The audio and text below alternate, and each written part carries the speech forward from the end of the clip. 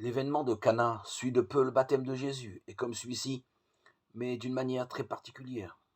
Il est une manifestation de la gloire du Christ, non pas sous la forme de la colombe et au son de la voix du Père, mais de manière apparemment plus discrète, plus imbriquée dans la vie d'une communauté humaine, comme un secret partagé, de fait, par un petit nombre. Il est certes de bon ton de souligner l'abondance et la qualité du vin nouveau offert par Jésus à ses noces.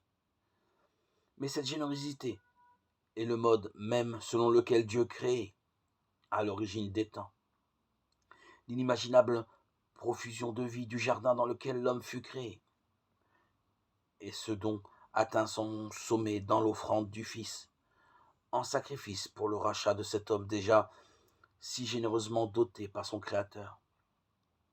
Ici, c'est du vin qui est donné, don apparemment bien modeste, mais fondamental dans le contexte d'un mariage juif où le vin était indispensable au rite.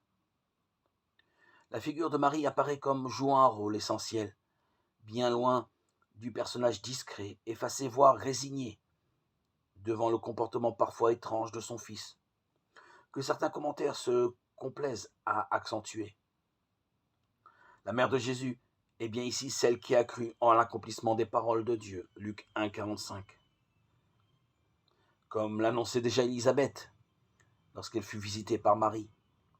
Et cette fois, lui donne autorité, non pas comme une mère commande à ses enfants, en vertu de son autorité parentale, mais parce qu'elle s'en remet entièrement à son Fils dans une foi inébranlable.